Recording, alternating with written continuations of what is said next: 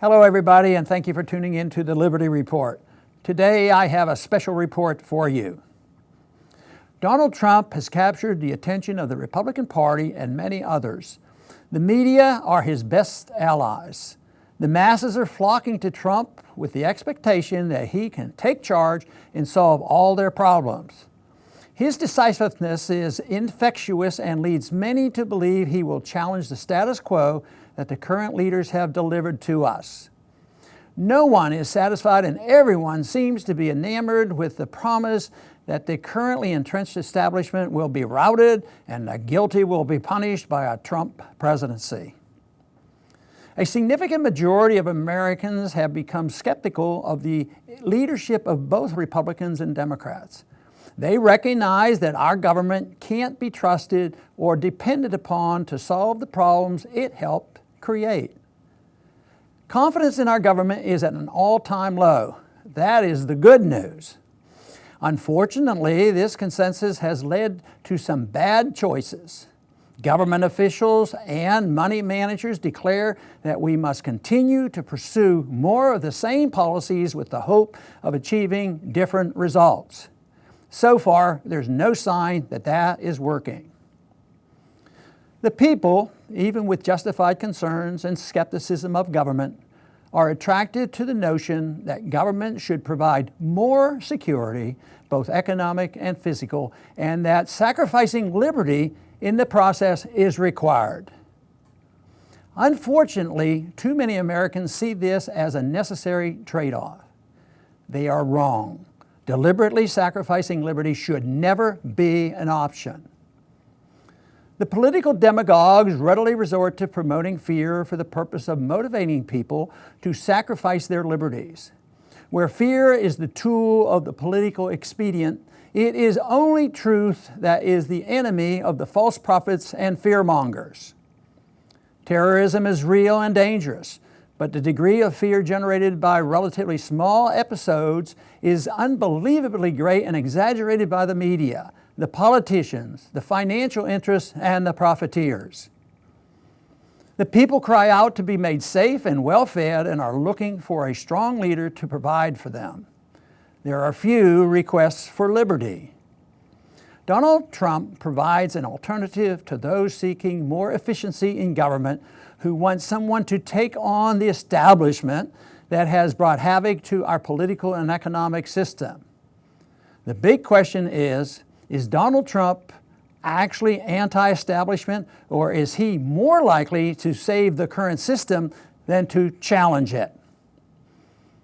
If our current crisis that concerns so many is a consequence of a deeply flawed, centrally planned economic system, manipulated by the Federal Reserve, a foreign policy of occupation and preemptive war, and a systematic attack on our civil liberties here at home, how will Trump be helpful in finding a solution? Is Donald Trump arguing for any significant change in policy, or is he advocating only a different management style? What policy does he actually propose that the current bipartisan leadership doesn't support? Even his outlandish statements attacking the liberties of Muslims as a group drew sharp criticism from both Republicans and Democrats. But in the past, they have explicitly supported similar policies of FDR, Jimmy Carter, JFK, and others. So essentially, they defend Trump's views while pretending them to be outrageous. Essentially, all of Trump's positions have been endorsed by a majority of the Republicans and the Democrat leaderships. And the frightened masses are flocking to this decisive leader, believing he will protect and take care of them. Trump's agreement with the current establishment is never mentioned, and he is never heard attacking the following policies: the Federal Reserve's monetary policy, welfare for rich and poor, the federal government's involvement in education, foreign interventionism, concern about blowback and motives for terrorist attacks against us, deficits and debt, foreign aid, monopoly control of the political process by a coalition of Republicans and Democrats, controls on internet privacy, loss of state sovereignty, international government agencies, executive orders, and legislation by the executive branch. Trump's notoriety comes from his aggressive nature and his personal attacks on individuals as well as groups, along with his bold proposals to violate civil liberties.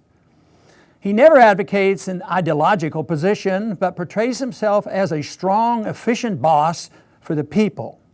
He forcefully promotes an authoritarian type of government. Trump is a bully, not a physical bully, a verbal bully, and that is combined with the overblown fears generated by the possibility of violent attacks against us. In reality, Trump, in spite of his bombast, is a fraud. He is the Wizard of Oz, actually the Wizard of Ooze, and his uncontrolled vitriol never stops flowing. Many enjoy this as an alternative to the misfits currently running our government. Others are intimidated and cannot defend themselves against his attacks. The politically correct crowd has met its match, and even the media have been unable to silence the Donald. It's great entertainment, a moneymaker for the media, and Trump is in his glory. But the fact that the Trump campaign doesn't challenge the philosophic backbone of the current system means nothing much will change. His success by pandering to the victims of current policies poses a threat by enhancing the power and influence of big government. All the current philosophic errors from which we are suffering will continue even with a Trump victory. Only an ideological confrontation with the ideas that drive our political system can offer a solution to the problems we face.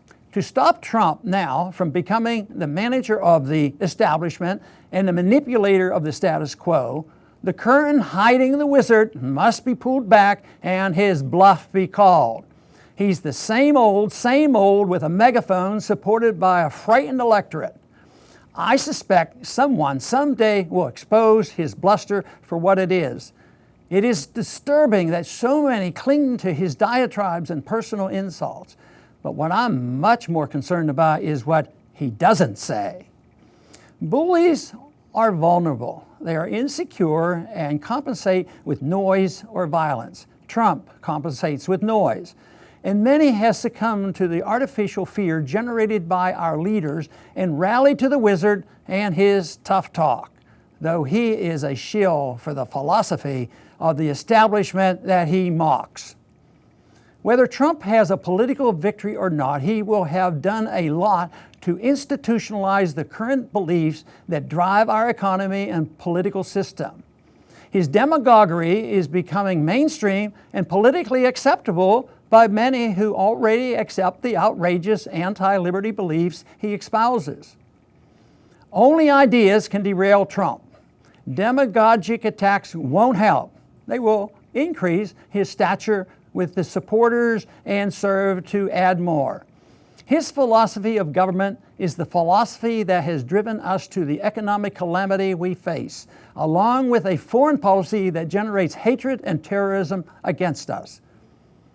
When it comes to competing with the philosophy of the current status quo, Trump is an empty suit. The people are desperate to bring about real change, and they cling to the hope that Trumpism is the answer to our dilemma. His simplified speech is this: I'm Donald Trump. I'll take care of you. I am the boss. I'll tell you what to do. Trust me. There's never a mention of liberty. For a true revolution to occur, to challenge the current system, we need a leader to offer liberty as a solution, not someone sacrificing it for safety and security, and a people ready to accept the responsibility of living in a free society. Thanks for tuning in, and come back soon to the Liberty Report.